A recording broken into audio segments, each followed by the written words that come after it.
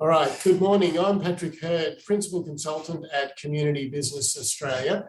And today I'm joined by Alison Moss. Now, Alison is CEO of Benevolent Living. Welcome, Alison. Good morning.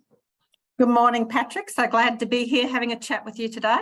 Thank you very much for your valuable time. And Alison, maybe you tell us about your organisation and particularly where it is, and that's quite relevant to our conversation today because we talk to leaders in the aged care space like yourself, and so we're really interested to know, where you operate and what your services are. So thank you. Yeah, so just to let you know, I guess the scale of our organisation. So look, we're a standalone community-owned organisation located in central Queensland in Rockhampton, and we're established in 1866, so a very proud history there of servitude to our community. We've got a board that governs our organisation. So recently they were doing those roles voluntary. We now remunerate our board. Yes. But we have a standalone residential aged care facility, and we're currently constructing our first retirement village. So it'll be the first vertical retirement village, I think, in our region. And so we're looking at an assisted living model into that retirement village. We've got about 170 staff. So that sort of gives people, but definitely standalone, and our operations at this stage are on one site. Excellent. All right. Now, what I want to delve into is it'd probably be fair to say the last 3 years have been probably some of the most difficult operating environments for aged care providers, and worldwide health pandemics and, government reform, funding reforms, an economic crisis, just to name a few. And it's been ongoing and very challenging for providers. But during this period, Benevolent Living, as you said, a standalone operator in regional Australia, you've continued to operate, not only just to operate, but, it sounds like you're starting to thrive and grow and expand. So can you give us some examples of how your organisation has progressed in these recent years? Yes, I can, Patrick. So I guess to start off with, we did a complete strategic review, and that led to a growth and diversification strategy. I've got to say, this was all before the pandemic, and it was also, we had the Royal Commission reform recommendations, but I don't really think we had any insight into how much work that would create and the resources that would create just doing the change management. So what you had was a standalone facility with a big, bold, ambitious strategy to grow and diversify, and to have all that layered in on top of us has been extremely difficult. I know the whole aged care sector's been struggling, and certainly we've had to scramble a lot of time just to make it all happen. But to give you some idea, I guess we kicked off on this diversification and growth strategy. It's a $47 million total project spend, which was that's a big deal. That was a big risk for our organisation. And so to take that on, we did a new master plan for our site, which resulted in a 2.5-year construction program. Just setting up a retirement village, because we weren't in that business. So, you've got to learn it from the grassroots up to set that up. So you can imagine, the amount of work we've had to do just to, to make that project move forwards. So I think, it's been extremely challenging, to get to that place. But we were very focused, taking out the pandemic and the reforms, we knew all that was coming. We were very focused on not just, understanding our why. We really weren't there just to go, okay, how can we be more viable? How can we be more sustainable? Let's go and build something so we can make more money and pay the bills better. It actually wasn't about that for us. We really wanted to develop a legacy project for central Queensland. So if you live in the regions, you understand how important community is. So we wanted to develop something, firstly, that improved the older lives, the lives of older people, but also something that our region could be proud of. And so what we ended up with is an intentionally designed seniors living community. And so with that, once again, we didn't go to architects saying, here's the spend per metre, this is what we need to get out of it. We started with what we actually wanted to achieve, and to help us funnel that, we had 4 major themes. So health and wellness was a major theme of our community, importance of green space, because we knew of the mental health benefits. We also wanted to move away from being an institution that was isolating older people from the rest of the community. So it was very important that we created a master plan that encouraged filtering engagement with the broader community.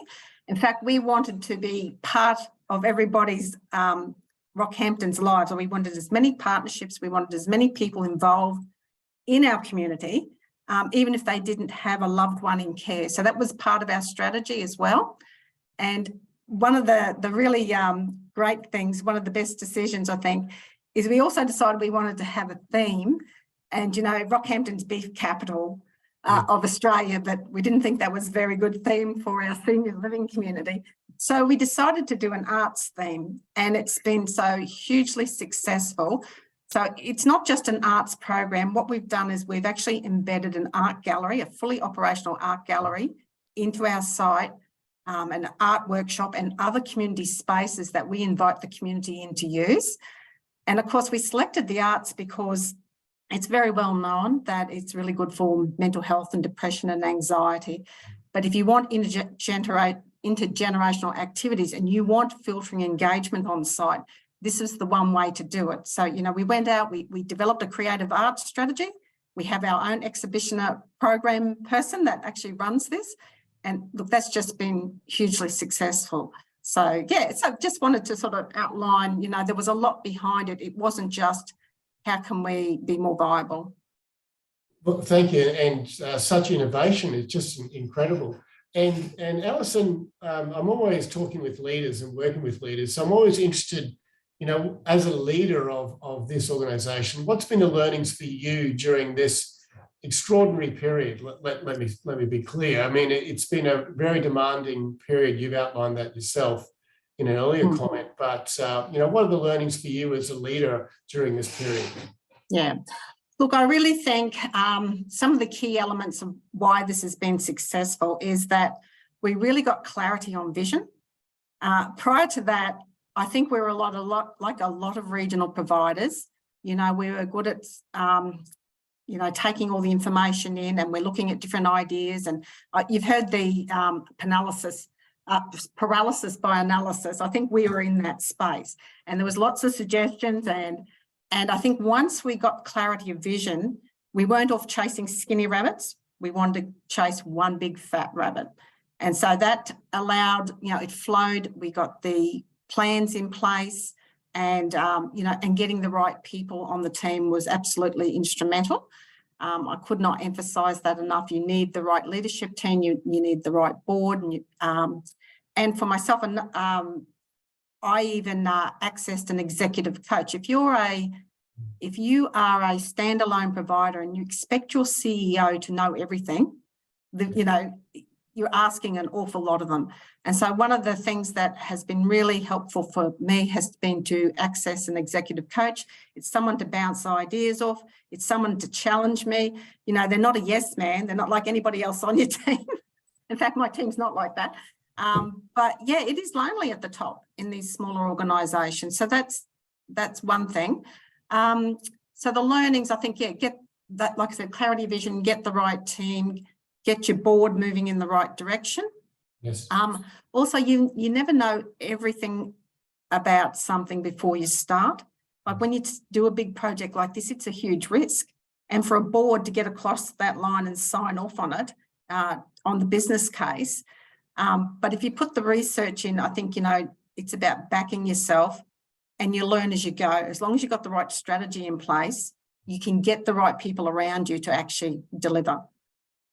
And what advice would you give other regional leaders like you? You mentioned a couple of things there about it is quite lonely, the executive coach. What advice would you give them? Because as you well know, because you come to meetings of some of your colleagues and you can see some of them struggling.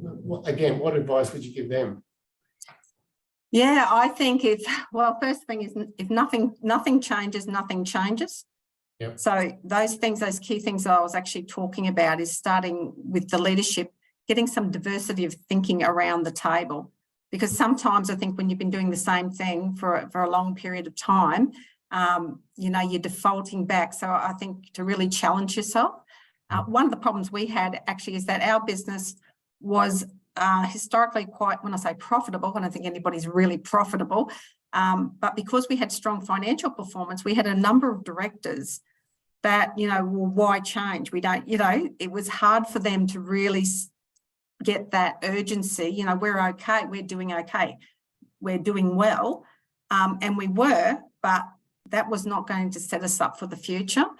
So I really think about getting the right people and that diversity of thinking. You might think about remunerating your boards, and we've only really just started that. But we have directors, before we started remunerating, 3 of our directors live in Brisbane. So it's very hard to get the right skill sets locally when you're in a regional area. And, if you want a legal person, well, not necessarily a legal person who does, in a regional community, they're generalists. If you really want somebody who understands the industry and all the regulatory reform, you can go out and recruit somebody that has that highly specialised skill. So that would be some of my suggestions, yeah. And I really like the way that over time the board and yourself have worked hard to reform the board in terms of the skill sets that have come on the board, the different diverse thinking that you've recruited onto the board as well, which I think has significantly helped that challenging each other in terms of the future direction of the organisation. And it also warms my heart to hear your comment around the focus that clarity of vision gave you, and then the focus going forward, because that's one of the great secrets, I think, to successful implementation of a strategy. So great. So on that note, we've known your organisation for many years now, and watched you grow and thrive in that period. So what sort of things have we done with you and worked with you over that time? Yeah, Patrick, when I reflect about this, I think CBA was involved with us right at the beginning.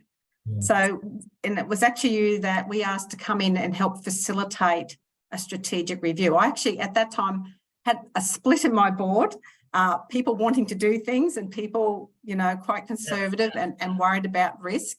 Yeah. And I think having somebody like yourself come in, a skilled facilitator who really understands the industry, I have found that quite beneficial. If we have had facilitators before and they don't necessarily come with that depth of background, the conversation's not as good. So I think out of that 2-day review, we really, we put scenarios on the table. We went through all the risks. You actually did a governance audit with us. It was a governance review at the same time. And I really think that was instrumental in getting the board to move forwards. We did have some movement on our board at the time because not everybody agreed with what we were doing. But I think that is a skill in delivering that. And we have used your consultancy, like, consultants in other ways as well. But if I think backwards, that 2-day process that we went through, I believe was absolutely instrumental for where we are today. Thank you. And finally, Alison, where's the future looking for you? Is the new facility ready for opening at this point? We finished the building probably November. Yes. And so we're commissioning and we're in sales of the apartments now. The sales are going really well because we took a big risk, because we've done a premium product and a lot of people go, oh, premium in regional areas, that's not going to work. But we're doing really well with sales. So our board are in current discussions at the moment, and like everybody else, all regions, we're at another crossroads. So we've done this very successfully. We'll have funds to leverage. So we are asking ourselves and having conversations, do you need to get bigger to survive? And I know there are a lot of people out there that would say that. Is bigger better? Is bigger going to mean, you probably have to be niche or have some size? So we are definitely talking about that. I know when I've had conversations with yourself and other people, I'm very passionate about regional living. And if you've lived in the regions for a long time, you do not want to see services lost, whether that's banking, whether that's hospitals, schools. There's just an absolute flow-on effect. And older people want to age in their regions close to family. I would like there to be more discussions, and maybe you could facilitate this, Patrick, but it's about how can regional providers, can they work together? Is there a way that they can work together and still keep their own identities, or, share back-end services, share skill sets? I'd like to have some more conversations about that, if people have some ideas. Yeah. Well, look, I think you're right. And you're part of the world, and even further north, there are a lot of regional providers still operating. So I'm sure they appreciate that conversation. So, Alison, thank you very much for your time today. Congratulations, firstly, on leading through a very difficult period, and to you and your board and senior management colleagues, a job well done. But as you say, that's just one of the next steps. And as a strategy implementation, you've got to go to the next step and keep it going as a cycle. So thank you again for your time, and all the best for the future. Thank you, Patrick. Thank you.